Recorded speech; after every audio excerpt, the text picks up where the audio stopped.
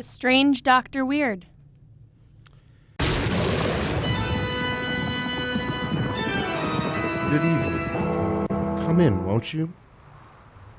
Why, what's the matter? You seem a bit nervous. Perhaps the cemetery outside this house has upset you, but there are things far worse than cemeteries. For instance, a woman with murder in her heart, as in my story tonight, a story I call The Voice of Death. My story, The Voice of Death, begins in a snow-covered wilderness of Canada. In a high, narrow canyon, a man and woman on skis sit resting on the trunk of a fallen tree, catching their breath.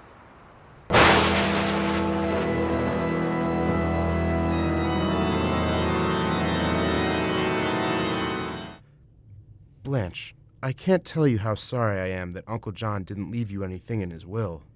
Oh, there's nothing to be sorry about, Gerald. After all, I was only your Uncle John's second cousin. I wish that Jane and Dan had taken it as well. They certainly were downcast after reading the will this morning. Well, naturally, they were your uncle's niece and nephew, too, and had hoped to share the estate with you. You can't blame them for being disappointed.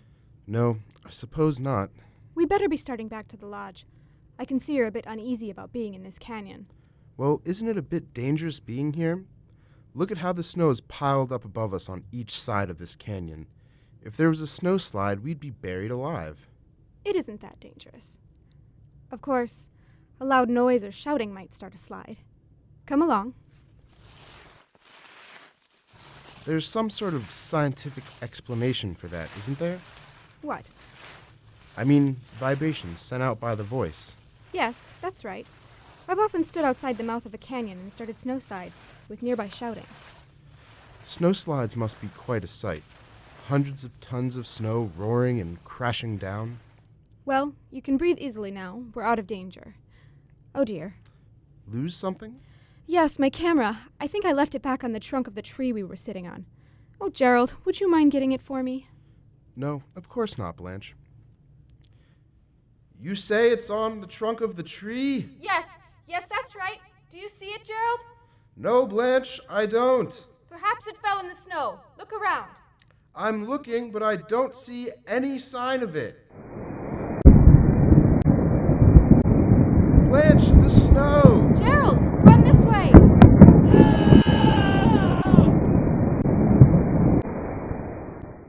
Too bad, Gerald. But that's what happens to people who stand between me and $1 million.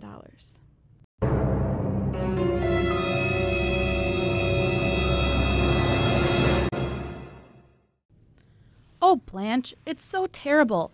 Gerald buried under all that snow. Perhaps we should have stayed in the canyon until they found the body. Nonsense, Jane. There's nothing we could have done there. Dan and I will share Uncle John's estate now, but I'd gladly give up my share if it would bring Gerald back alive. I know you would, dear. We crossed the river here, Jane. But the ice looks so thin. Blanche, we didn't cross here on the way to the canyon, did we? No, dear. This is a shortcut. Oh, Blanche, it looks so dangerous. It will support us. I'll tell you what. I will cross first. Oh, Blanche, I wish you wouldn't. That ice is going to break any minute. Nonsense. See? I'm already halfway across. But I can see cracks in the ice under your feet. So can I, but the ice is still strong enough to support me. See? I made it. Now, Jane, it's your turn. Blanche, I'm frightened. Darling, there's nothing to be afraid of. Now come along. Well, all right. Look, you'd better take your skis off. I think you will find it easier to walk across than to ski over the ice. You're not as good of a skier as I am, you know. Very well, Blanche, if you say so. Hurry, dear, it will soon be dark. I've got them off now. Here I come. That's it. I told you the ice would hold you. Blanche, the ice feels as though it will give way under me any second. It felt the same way when I crossed, but as you can see, I managed. Blanche! Oh, Blanche, the ice is breaking. Help! Blanche, I can't... Blanche, I can't swim. Blanche, don't let me die. Blanche, help! Help! Blanche!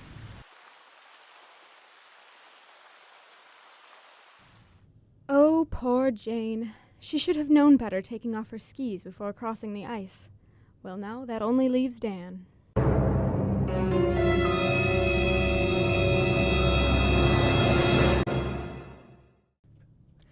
Will Blanche succeed in getting rid of Dan? Will she get Uncle John's estate? Will Dr. Weird be back to tell us the rest of this chilling tale? Yes, I'll be back. But with all these questions, aren't you going to ask one about Adam hats? No, I'm not. You see, Doctor, there are no questions about Adam's hats. Because Adam is unquestionably the finest hat value in America today. Seriously, every Adam, regardless of price, offers outstanding quality in workmanship, choice of material, and attention to detail. The style features of Adam are just as remarkable, tailored in black by experts in an amazing variety of distinct shapes and shades. Adam hats offer the latest word in smart fashion. No man can afford to neglect the appearance of his headgear, but every man can afford an Adams. Now, let's see what chills the rest of your story will afford, Dr. Weird.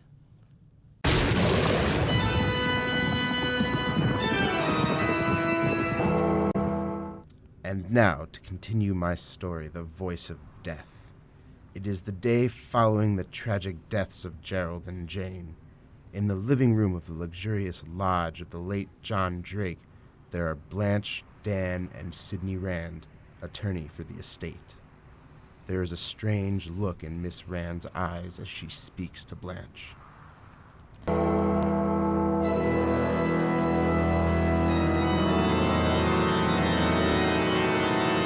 All I can say is, it's very odd, Blanche. First you go skiing with Gerald and he dies under a snowslide, and then a few hours later, while alone with you, Jane drowned crossing a river. I don't like your attitude. You act as though I caused their deaths. Blanche is right, Miss Rand. You haven't any right to say that. The village coroner said their deaths were accidental. I know what the village coroner said. It doesn't mean I have to agree.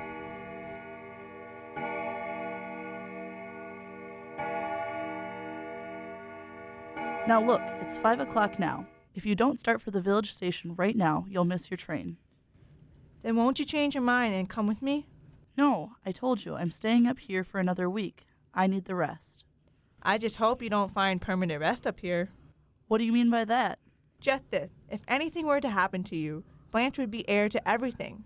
Think it over. Oh, Dan, you don't believe I had anything to do with their deaths, do you?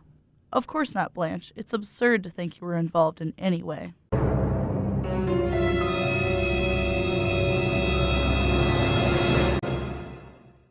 Four days passed, days in which steadily falling snow kept Dan and Blanche cooped up in the lodge.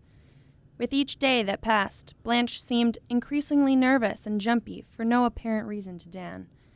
When the fifth day dawned bright and clear, Dan suggested a long ski run, and Blanche eagerly agreed. After skiing a few minutes, she called out, Dan, we aren't going through the canyon, are we? Why, of course we are. Dan, let's go around it this time. That's 3 miles further on. What's wrong with going through the canyon? Oh, is it because that's where Gerald died? Yes, I can't do it, Dan. Look, I hope you're not brooding about Gerald's death. You must go on. I'm not brooding, but Dan, have you heard a voice calling outside the house the past several nights? A voice? Yes, I've woken up several times thinking I heard Gerald's voice calling out in the storm. Oh, Blanche, you heard the wind howling, that's all. Now come on, will you? We have to get through the canyon. It's the only way to calm your nerves. That a girl. Now only a couple hundred more yards and we'll be out of the canyon. Let's hurry, Dan. This is where it happened. Come along then if you want to hurry. Blanche. It's Gerald! It's Gerald's voice! Blanche. This is where he killed me. Oh, no! Blanche, why have you stopped? Come on. I'm dead, Blanche. You killed me. I don't hear anything. I don't. It's just my imagination. Blanche, come on. I'll never leave until you tell the truth. Oh, no. Confess. Yes, I murdered you. I caused the snowslide. I shouted and caused it. I did it because the fortune was mine, and I was cheated out of it. Now be quiet. Don't talk to me anymore. Don't talk to me! Blanche, look out. Snow is sliding. What? No, help me! God help me! Ah! moment later, as Dan stared stunned at the spot where Blanche had vanished under tons of snow, and Miss Rand the lawyer came skiing up to him from around an outcropping of rock. Dan, you fool! You were so close to that snowslide. You almost killed yourself. Miss Rand, she's dead. She's buried under all that snow. Yes, I know. Well, you heard her confess, didn't you? Yes, but when I agreed to follow the instructions you left for me in the mailbox, I never dreamed it would end like this. I kept on telling myself she was innocent. Yes, but she wasn't. I knew she couldn't be. That's why I made her think I was clearing out. Instead, I went down to the gamekeeper cottage by the lake. That's where I've been the last few days. Yes, I guessed that after I got your first note asking me not to show any surprise, no matter what happened.